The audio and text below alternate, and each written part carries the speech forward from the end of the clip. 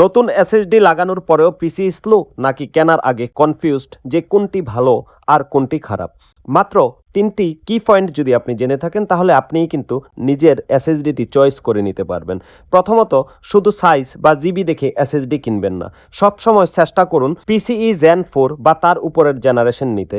আর সবচেয়ে ইম্পর্টেন্ট বিষয়, এসএসডিতে DRAM cash আছে কিনা তা শিওর হয়ে নিন। DRAM ছাড়া সস্তা এসএসডিগুলো বড় ফাইল ট্রান্সফার করার সময় একদম স্লো হয়ে যায়। দ্বিতীয়ত, এসএসডির আয়ু বোঝার জন্য এর TBW রেটিং চেক করুন। 1 টেরাবাইট এসএসডির জন্য অন্তত 600 TBW বা তার বেশি হওয়া ভালো। এর চেয়ে কম হলে বুঝবেন সেই এসএসডিটির স্থায়িত্ব খুবই কম। আর চিপ টাইপের ক্ষেত্রে TLC দেখে কিনা সবচেয়ে বুদ্ধিমানের কাজ, QLC এড়িয়ে চলাই ভালো। অলরেডি কিনে ফেলেছেন তাহলে আজই পিসিতে ডাউনলোড করুন ক্রিস্টাল ডিস্ক ইনফো নামের ফ্রি সফটওয়্যারটি। এখানে যদি হেলথ ব্যাড দেখায় তবে বুঝবেন আপনার এসএসডিটি যে কোনো সময় নষ্ট হয়ে যেতে পারে। আপনার পিসির এসএসডির হেলথ এখন কত % আছে কমেন্ট করে জানান।